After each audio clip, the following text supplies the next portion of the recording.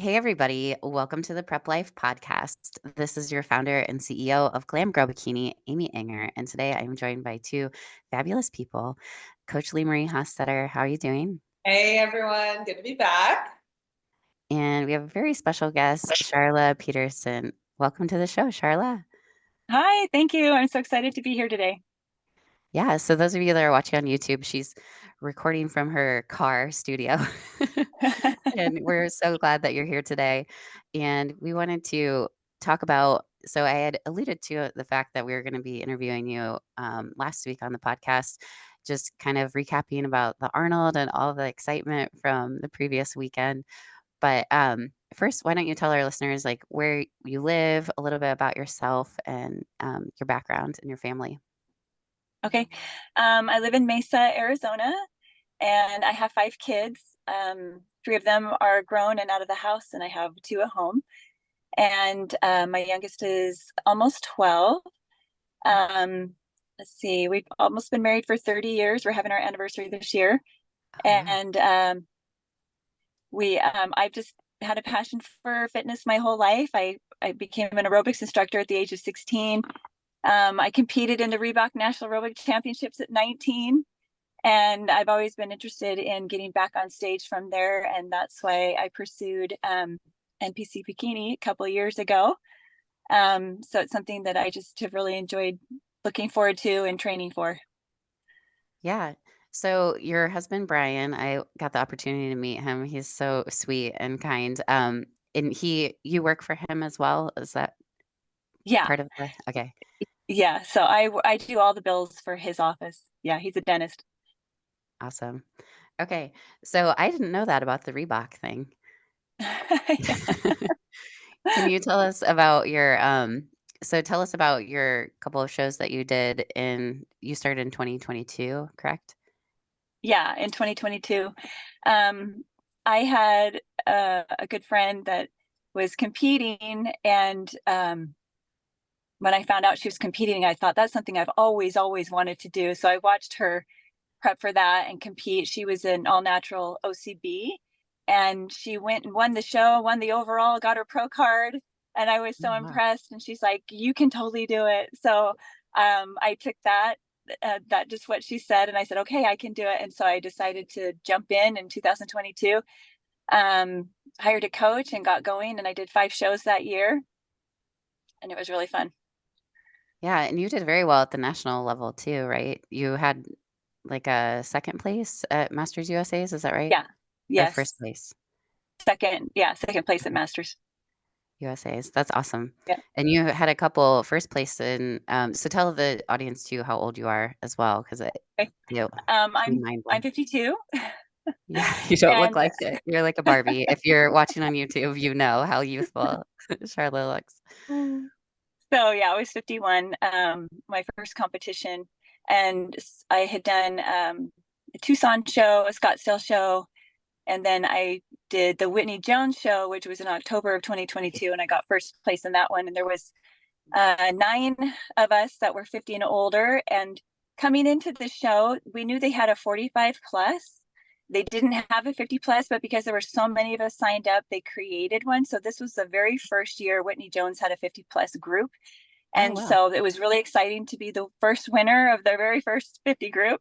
And so then after that, I went to the Wings of Strength. I think it was 1 week later, maybe it was 2 weeks later. And I got second on that one. So That's amazing. It's So you just recently competed in the Arnold Amateur last week, and tell the audience how you did and what that whole experience was like. okay. Um, well, it was very exciting because I've never been to the Arnold, and I wanted to look my best and do my best. And I was hoping that someone else would show up in the wheelchair division. And I was so glad that Marie came from Canada. And it was just fun to be on stage again and to look into the judge's eyes again and to just feel like I'm back. Here I am, even though I'm in a chair. So it was really awesome to meet all the pros that came at the meet and greet. And it was just such a bigger event than I ever imagined.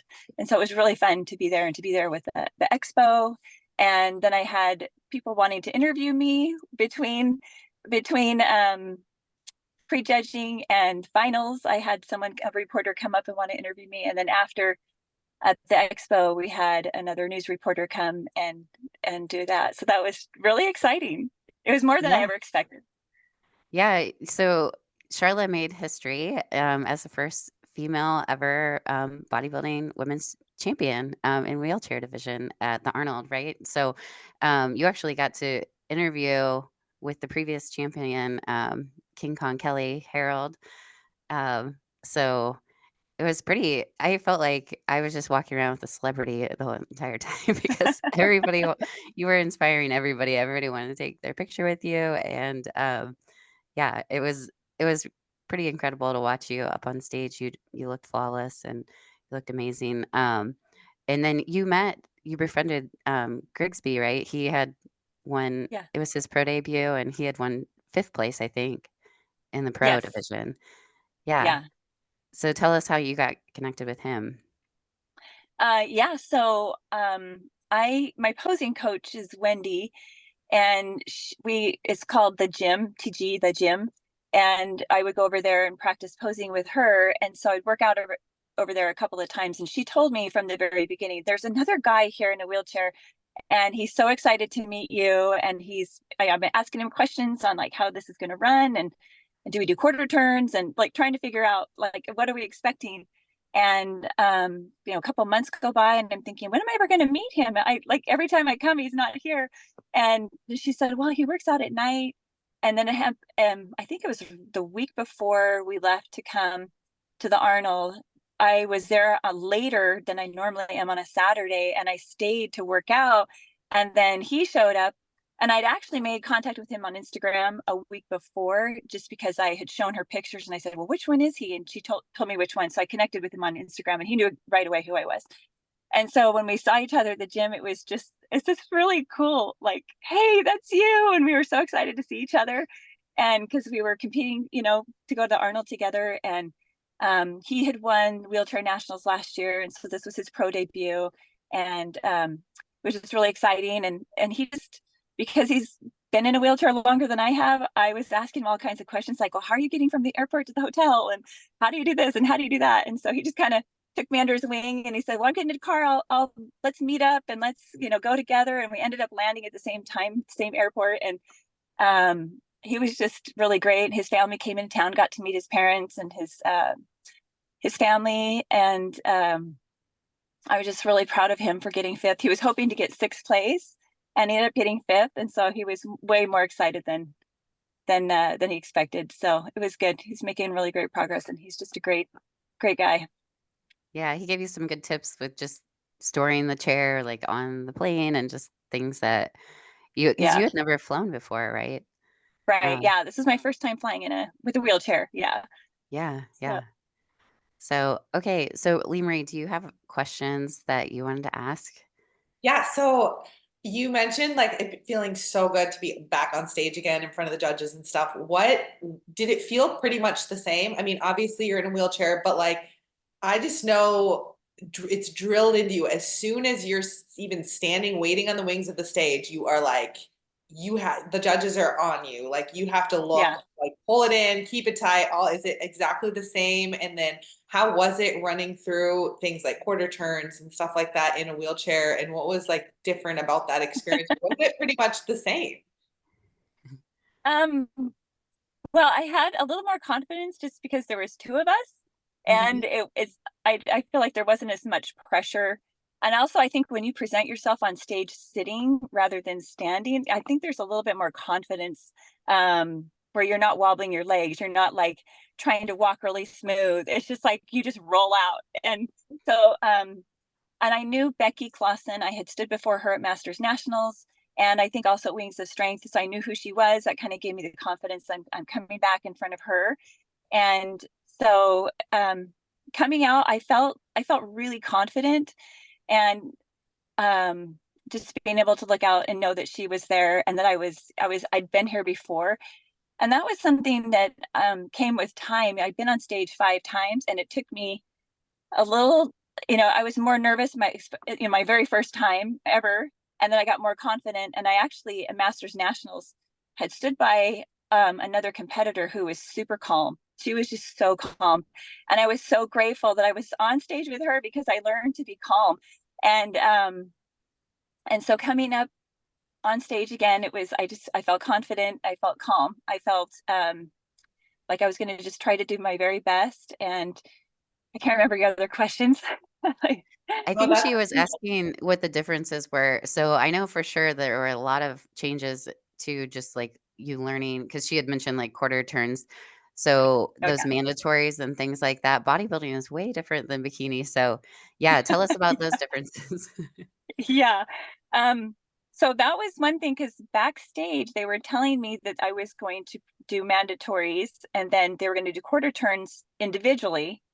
And then they were going to bring out the other competitor and then we were going to do it together. So so I did my individual routine, which you do like 30 seconds. You just kind of show them what you have, your best poses.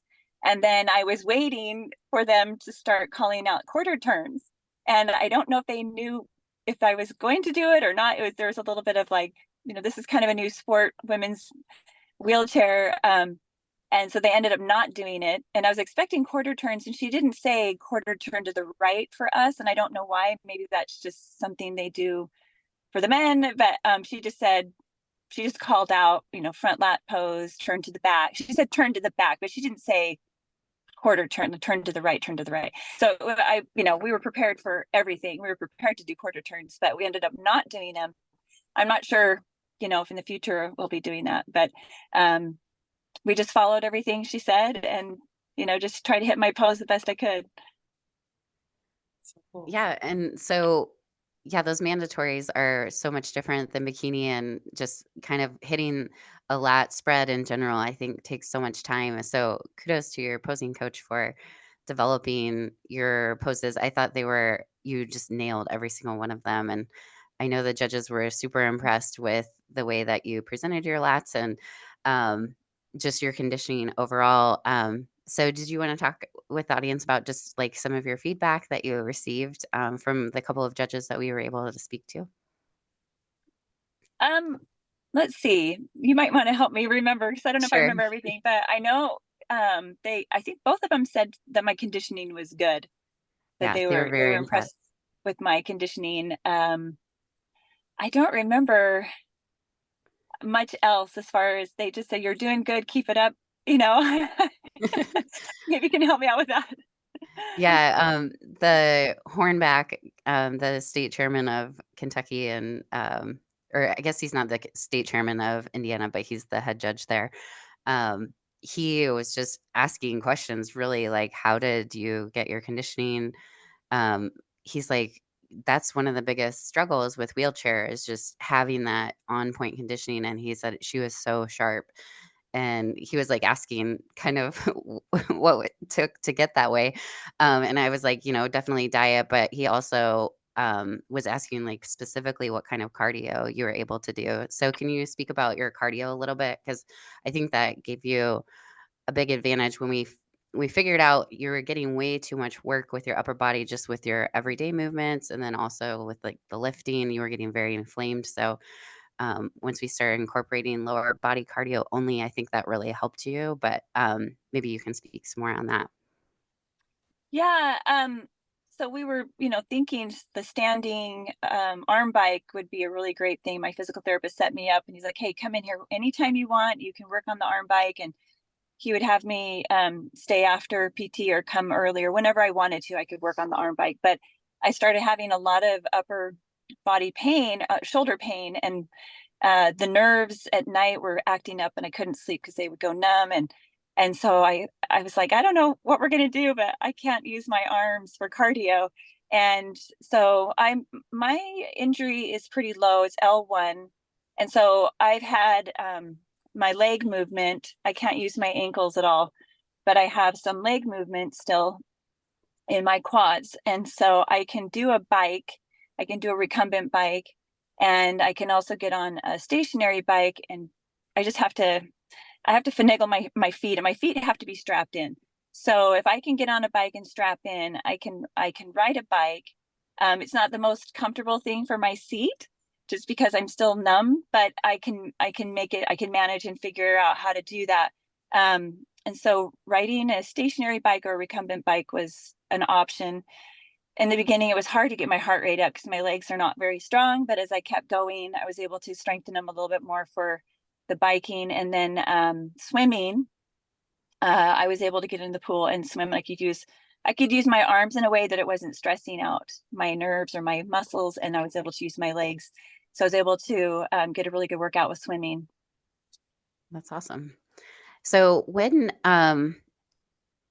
you decided, back in November, kind of what was that inspiring thing that kind of like triggered like you were gonna do this? Yeah, it was actually back in October. Or So October, yes. Sorry. yeah, so my injury was in July, and I had high hopes. We're going to make recovery, things are going to go well.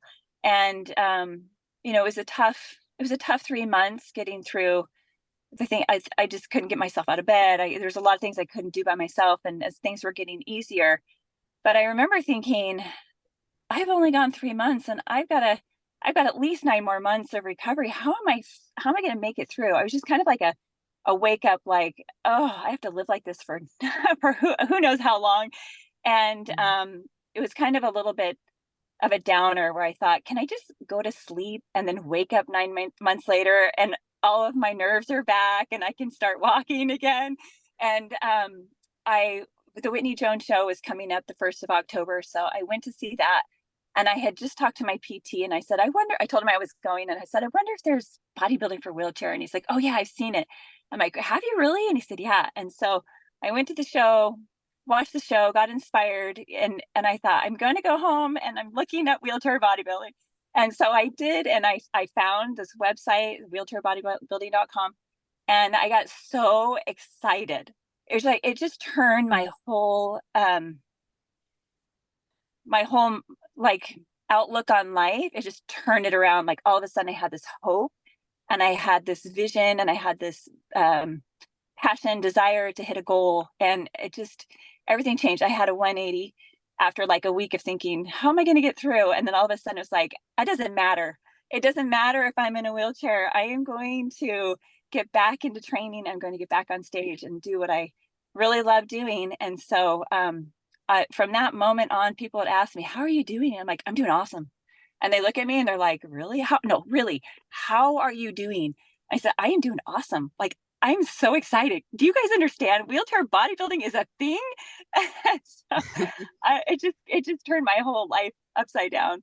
And so I felt like if I can keep competing and keep, having a goal, then that was what I really wanted, and that really made me feel complete and satisfied with life. Love it. Yeah, I've actually heard about how the men the men's bodybuilding has been like very, very popular um due to the fact that a lot of them, like if they're injured like in the war or something, like they're very um they have like a drive and a motivation, and women's bodybuilding has been, under attended just because of that tendency to kind of like go into like a depressed mode almost. Have you heard about that? Like where, um, I mean, there just hasn't been as much like popularity with the female side of things, and I don't know if you have heard about that or if you had any thoughts on that. For a wheelchair or for bodybuilding in Yeah, for general? a wheelchair. Oh, okay. Yeah, and I'm not really sure why there's not as many women. I know it's really big for the men. Yeah. I know that there's a lot out there for wheelchair. There's Paralympics, you can do basketball, you can do rugby, you can do tennis. Um, there's a million things you can do. CrossFit in wheelchair. Mhm. I mean, and there's so many amazing things you can do in a wheelchair. And it might be that they just, find other things, and maybe they just don't know about bodybuilding, or maybe some of them, I don't know, or maybe we just haven't gotten out enough to, presented enough of the women bodybuilding to get more people involved. But I Yeah. know there's a few around the world that they may not be able Mhm. to come to the United States, but they're out there and they're, they're lifting weights and they're looking at other competitions that are in other countries because they do have competitions in other countries. And so, um, United States, we need to get more people in the US Yes. coming. So I'm Yeah, not that's what quite I'm sure how to getting get that at. done. I wanna use this platform to really promote women's wheelchair bodybuilding. I think that there should be more women, and I did not realize until after, thinking about how long the Arnold's been around and the fact that your division just started last week at the Yeah, Arnold, which is the biggest sports festival in the entire world. Like, there were times when there were 22,000 athletes before COVID at the Arnold, And to me, like, if we can get more people, involved that can compete with you, and, it blows my mind when I heard Nick talking about, and you can speak about this a little bit better than I can, but, Jen, how she's the only pro mhm. women's bodybuilder, and she needs competition. She needs somebody to go up against. Um, and so we can talk about that a little bit if you're comfortable with it, because I just really wanna promote this sport. I want you to have, competition too, so that we can really grow this thing, and maybe somebody hearing this today would really resonate and be like, oh my gosh, like, this is an opportunity for me. So can you tell us a little bit about that too, about the only pro, and kind of her path, and how she really hasn't had anybody to compete against? Yeah, so Jen, I believe it's Jen Paskey Paquin. I'm not sure Okay. how you say your last name, but you can look her up on YouTube, and she's her videos on there. She is amazing. She has fantastic muscle, and she is striated. She definitely is like women's bodybuilding. She looks like a pro. She is a pro, and hats off to her for inspiring all of us that are seeking after women's wheelchair bodybuilding. And as far as I know, because there's no one to compete against, she does guest posing where Nick will ask her to guest pose at certain. She goes to Olympia with the men. I know she's been to Arnold before. She's going to, I believe, the UK to be a guest poser there and to try to inspire more women into coming into bodybuilding. Um, and I believe, I hope my story's straight, but I'm pretty sure this is correct that she's never had anybody compete against. She just kept showing up and doing her posing. And so at some point they decided she has earned a pro card because she looks like a pro. And so they did honor her and awarded her a pro card, even though she didn't have anybody to compete against. So I kind of feel like if I keep showing up, I keep improving every year, I keep doing what I love, that eventually I, I might get a pro card. And then if I do, is it just me and her up there? It's just really slim as far as what we have right now. And it'd be awesome if we could get more women into the sport, because we need to have at least three. I mean, ideally, to get a pro card, you've got to have five to compete against. But I think they might consider having three of us.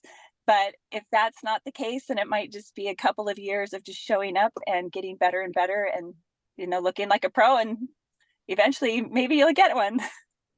Yeah, and Wheelchair Nationals, for those of you that don't know, is June 1st, and so Charlotte's getting ready for that, and we know that you have at least one competitor that you're going up against, and, we're hoping maybe more, just so that there could possibly be a pro card, in contention there. And can you tell the listeners where that's located? And we're kind of working through those details right now, getting you set up for that in 12 weeks. Yeah, it's in Boise, Idaho at the Idaho Muscle.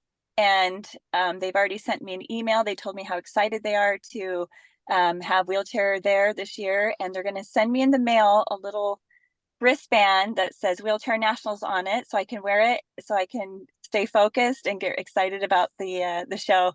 So I'm excited that they are so organized and prepared to have us there.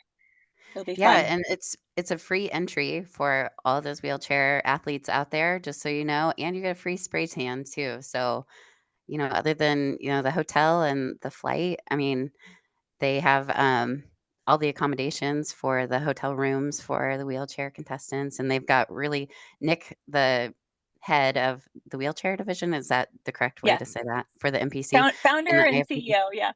Founder and CEO of the wheelchair division. Yes, he was showing us the big medals that they're giving out, and it seems like a very organized event, like you mentioned. So those ladies out there that are down for a challenge, 3 months from now, it'd Yep. be a You good got thing to time. do.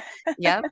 Yeah, that's enough time to prep. So tell us about the beginning of prep, what some of your restrictions were and how you worked through that, and just some of the things that you learned along the way, like throughout this prep, about yourself, or anything you want to add to that. Okay. Um, well, one thing I learned about myself is I would say something that I couldn't do. I'd say, well, I can't do that. And then as soon as it would come out of my mouth, I would think, but wait, I haven't tried that. And so I've been able to do a lot of things I didn't think I could do. And coming into this prep, my biggest challenge was, how am I going to get to the gym? And I had I was dependent on everybody for rides. I went to PT every single day, and I kind of felt bad asking people to take me to the gym. I'm like, that's, I shouldn't feel bad, but I just didn't want to be like dependent on everybody. But I thought, okay, well, if I am in the car coming home from PT, I'm already in the car. I could just ask them to drop me off at the gym. Then all I need to do is get one person to bring me home. And so that was kind of the beginning of it. And so I would either go to the gym before my PT or after PT. And usually if my husband would work out, that he could drop me off on the way to work, I'd work out and then I would get a ride to PT and back. And so it's kind of working out that way. And just, I just start asking friends, can you drive me here? Can you drive me there? And of course they were so willing to do it. And so that's how I got started. And then eventually, starting in January, I was able to load my wheelchair. That was the hardest thing, is trying to figure out how to get my wheelchair in the car. And I just, the bending and the stooping and pulling it all apart, it was just really hard for me. But working with my PT, I was able to figure out how to get it into the car. And so, and I have these AFOs on my feet. I was able to keep my ankle stable so I can push the pedals. So I'm able to drive. And so that was huge independence. And so starting January, I was able to go to the gym by myself. But back in October, when I started my very first posing routine or posing practice, um, it hurt my back so much. Like the posing was so intense, like the holding your chest up and all the things I was doing. I thought, oh my goodness, I'm going to hurt myself. I don't know what, but it was just because I was so tight and I wasn't used to it. But after a week, I got my back just adjusted really quickly, and I was able to get the moves down. The more I practiced, the better I got, and so that was great, that my body was able to adapt and I was able to strengthen those areas that I needed to strengthen. And trying to think what else. Oh, my abs. I still had ab restrictions from my hernia surgery back in December, which my surgeon told me I couldn't do planks or any ab or core work for a year, which was surprising. So I was still under those restrictions, and I still had some pain in therapy with my abs in the very beginning, but they were starting to dissipate. The pain was starting to dissipate, and I was getting stronger in my core. So once those were lifted in December, I was able to do crunches, and I was able to start working my abs again. So I really only had 2 months to work my abs before the show. I was hoping I would have more ab definition. You're But pretty maybe if good. I, You had a six pack showing through, yeah, though, in your front abdominal, I yeah. thought. So So, so for two maybe months, by that was pretty good. nationals, I'll have another 3 months under my belt working on my core. Um, but I think things came pretty quickly because I had worked out before and worked out hard, and things started to come together. My muscles were getting stronger. My core especially came really quick. So when I went back to swimming, because we didn't do any cardio for the first 2 months, and then I went back to swimming, I was able Rebuild, to yeah. actually actually lay on my stomach, because I couldn't do that before. And I actually was able to lay on my stomach, start swimming front ways. So that was awesome. Very cool. Lee, did you have any questions that came up during that? Yeah, I have so many questions. So Okay. the one that's kind of burning in my head is talking about prep. And you are such a great example because you've done preps as a bikini competitor and as a like wheelchair bodybuilder. So you kind of understand both sides of things, and prep is hard either way. but do you think that there were certain difficulties in prep when you were, you know, on your feet versus different difficulties in prep bodybuilding? Or do you think they were kind of the same, you know, it's just really hard to be regimented and disciplined and track everything and like, or was it a vast difference? How did your preps feel before and then in the wheelchair? I would say on food prep, wheelchair was harder just because everything takes me a lot longer. Everything's longer. Like if I do laundry, dishes, whatever, it just takes a lot longer. Getting dressed, everything takes a lot longer in a wheelchair. And so I had to be really, really simple with my food. And rice cakes and beef jerky were were something that I used a lot for when I was going to be traveling from between PT and the gym, and I needed food and it was quick. Like sometimes I would have stuff that was already packed, but um, but like meal prepping for an entire week and having all the meals, I just couldn't do that. So I just would prep all my proteins. I'd have several different proteins in the refrigerator, several different carbs, rice or wild rice or potatoes ready to go. And so I would just grab and measure and eat kind of meal by meal.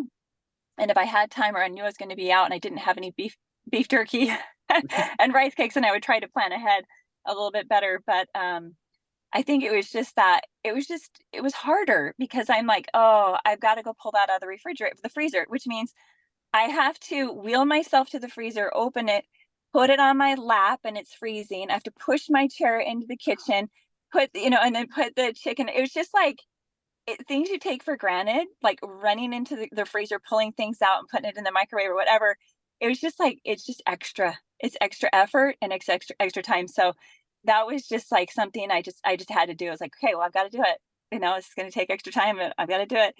So, so it was harder, definitely prep for wheelchair, and also just like getting to the gym takes longer. I've got to go out the door. I have to lock the door, in my wheelchair, and then I got to get into my car. It's just like the whole process of unloading my wheelchair, loading my wheelchair, putting it together, taking it apart, and just getting in. And well, and other things that just take a little extra time that I feel like, if it's just harder, but you can do it. It's totally doable. So. That. So what about mentally? So, because I love how you talked about once you found out that there was wheelchair bodybuilding and you could do prep again, it kind of just gave you motivation like crazy and you were so happy. So mentally, was it easier to go through this prep just because you were so thankful to have a goal and to be able to get on stage before than than when you were prepping for bikini, or were there different mental blocks you had to kind of get through for this prep? Oh, that's a good question. I don't know. I feel like I was on such a high. I was so excited that I just didn't feel like there's any mental block. It's like, this is what I'm doing. I'm so excited. I think as far as like injuries, like I had a few injuries in my first prep, like my hamstring pull or something, and you work through it. I kind of had the same thing here. Like my shoulders would act up a little bit and I'd have to work through it. Um, and so I think as far as injuries, it's about the same, just trying not to overwork a muscle.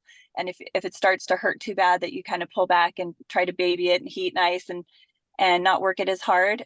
That was probably about the same. But I think just mentally, I think I was just so excited to do this again that I was just on fire. It didn't matter. I was just going to do this. Okay, okay, one more question. How does it work getting the tan? Okay. Well, what I heard, because I did my own tan for Arnold, Okay. but what I heard from Galen Grigsby, because I asked him, like, what do they do?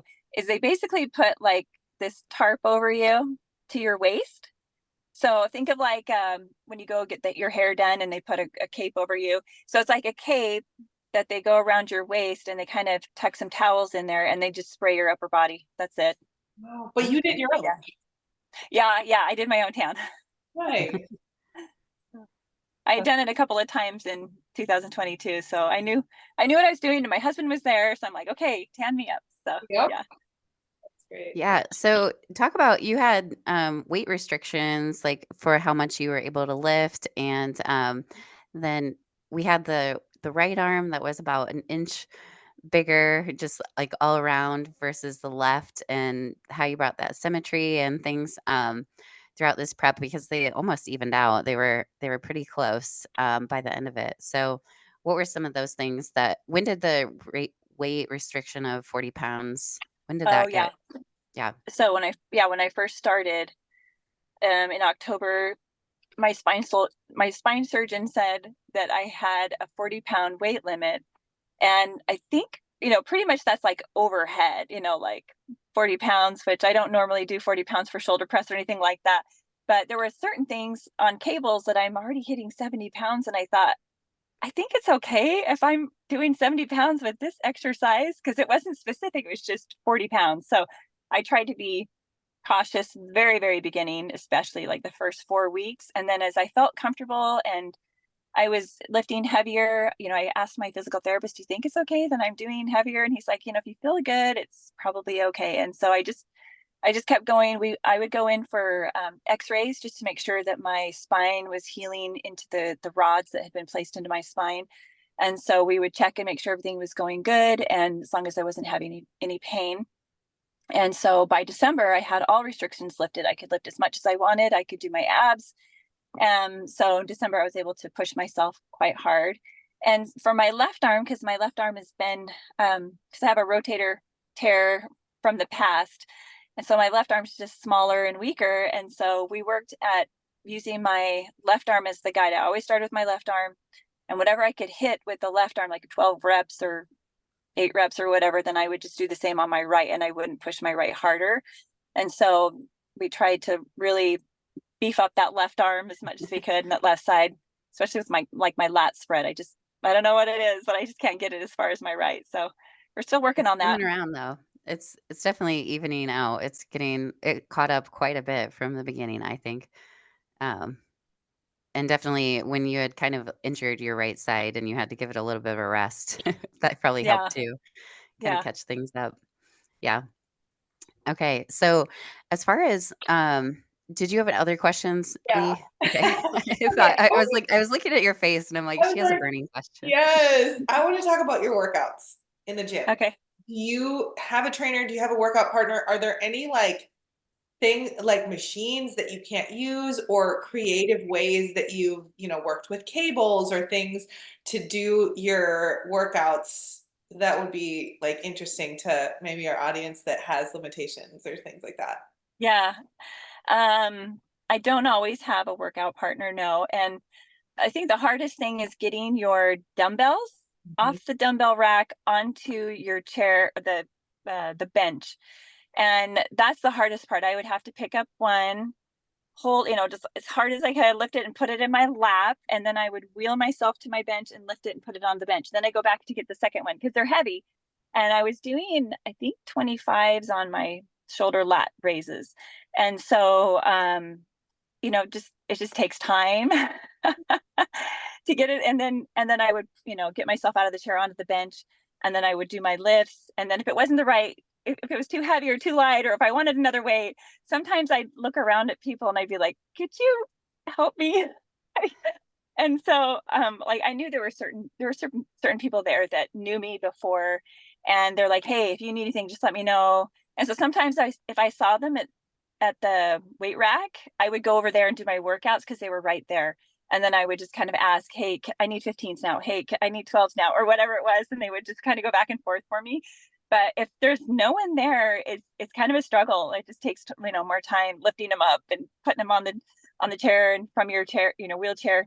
So it's definitely difficult. There are plates. Like I would watch and see, like if someone was on my the back machine that had plates on it, I would go up to them and say, hey, is it okay if I use this after you and you leave 45s on each side? And they would say, sure, no problem. So then I'm not asking someone to put weights on. I'm just saying leave on such and such. And so like 25 plates, 25 pounds, I could lift up by myself and put on, but anything heavier than that, it was just really hard. And so there's a couple trainers there that are training other people and they keep an eye on me. And so if I'm close to them, I'll say, hey, can you load that for me? And they're always so happy to do it. but I definitely could not work out by myself without someone helping me some way, and it depends on the machine, but some things I can do, easy by myself. And then some of the pull down machines, like I can't reach, or like I could reach to pull it down, but I can't change out the The whatever you call it, the attachment. Yeah. So I would have to have somebody help me with that. But I found that a lot of people are super helpful, and I've been able to get all my workout done just by asking for help. I love that. Okay, I have one more question.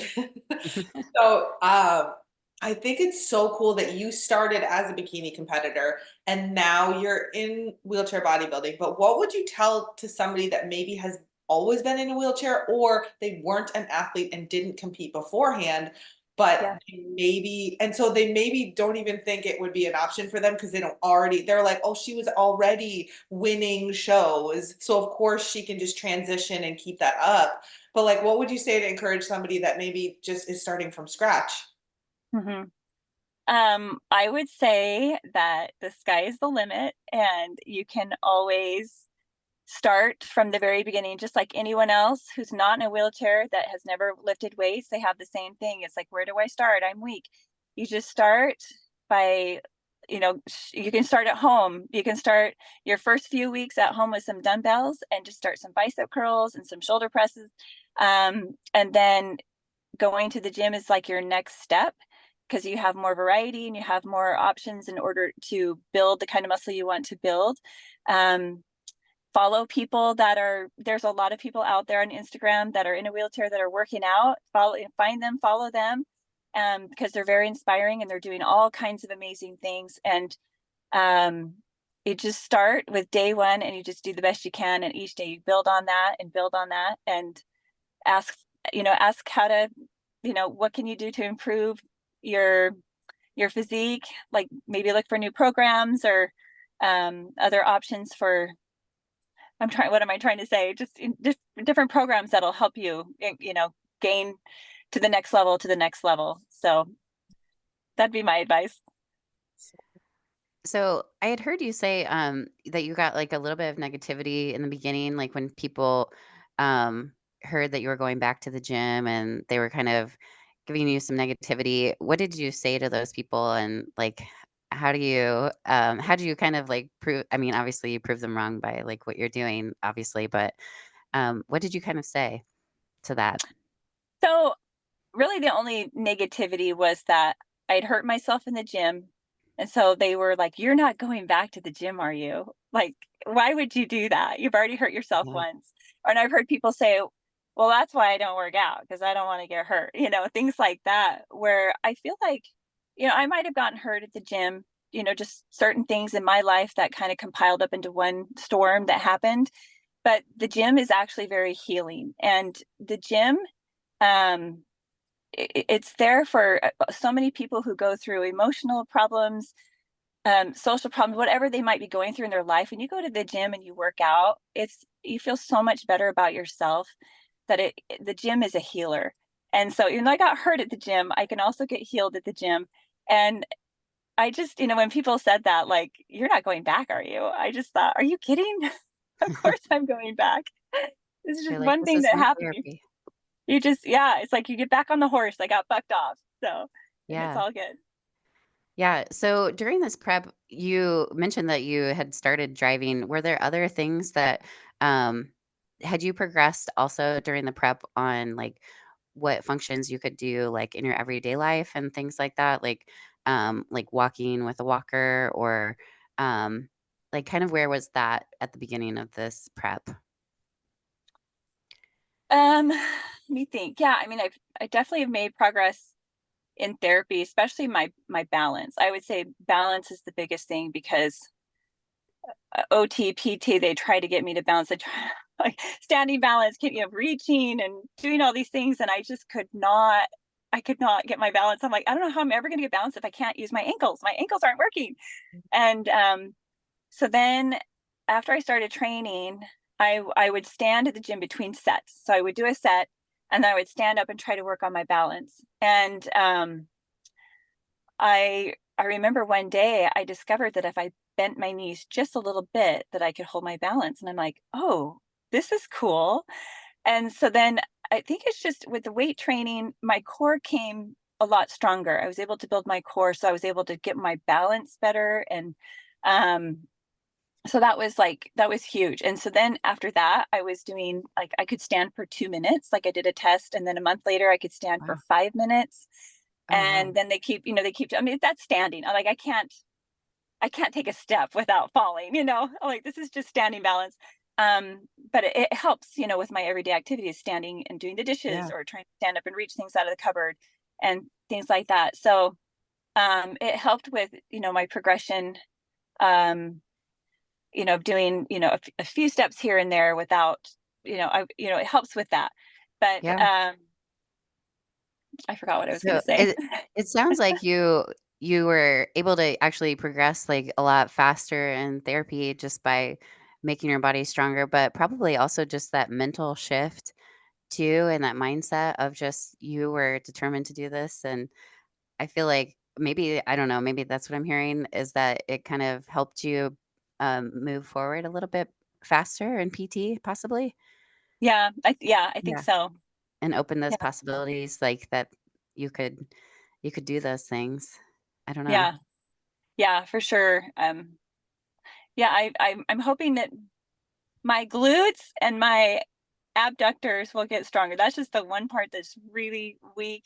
I just don't think they've woken up yet. There's just like, come on, please, whatever I do. But as far as my core, it's definitely coming a lot.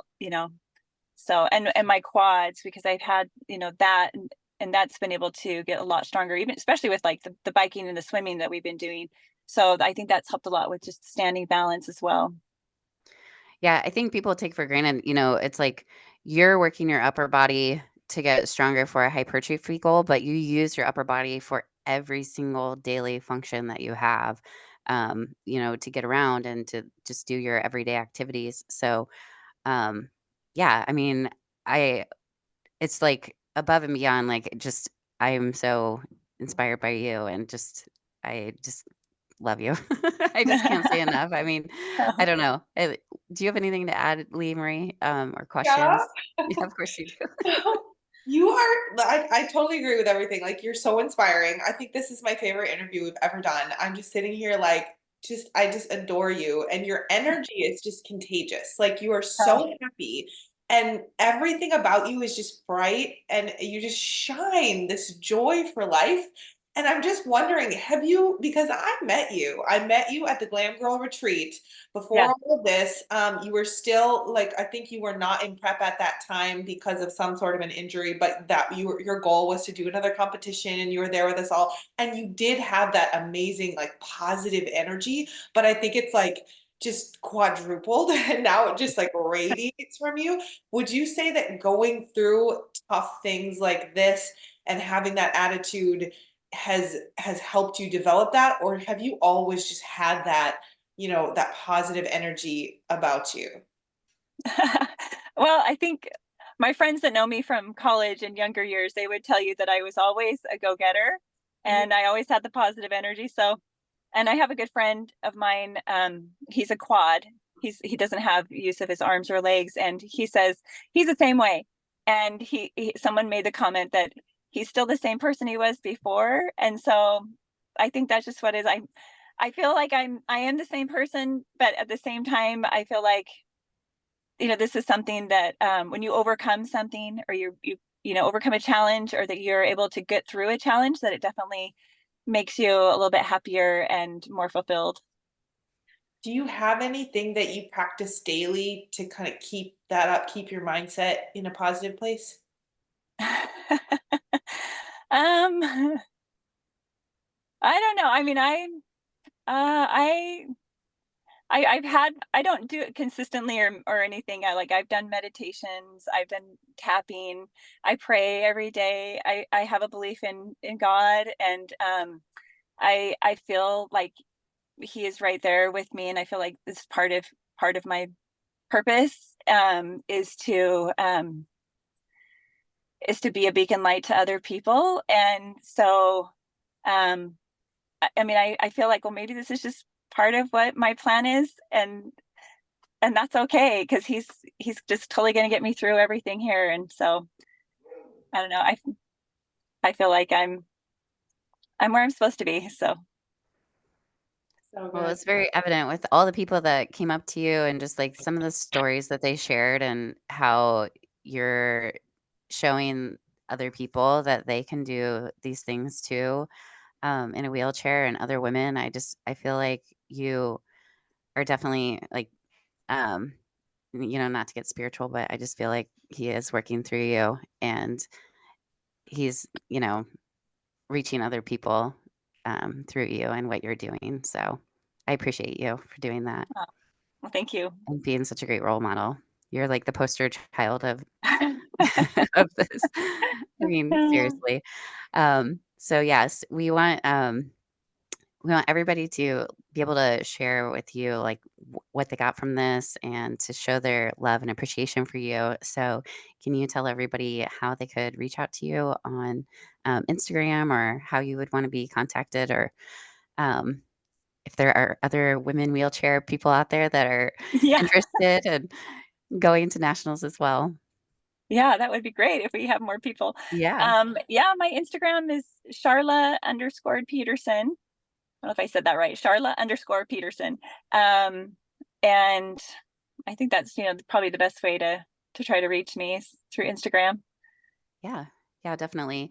Well, make sure you tag Charlotte on your story and let her know what you thought of this episode. Um, I know that this has been just a wonderful episode that really, really appreciate your time. And I know that you're going to help a lot of people through them being able to listen to this. So if you would like to tag us as well on your story, you can find us at Prep Life Podcast or at Glam Girl Bikini. And, are there any closing thoughts, or questions, Lee Marie, before we hop off?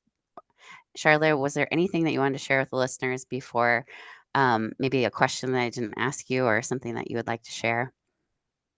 Um, I don't know. It's been a great journey, especially with having you as my coach, Amy, and just the experience we had together at the Arnold because you've been there before and you knew so many people. It was just really a great experience for me to have you there.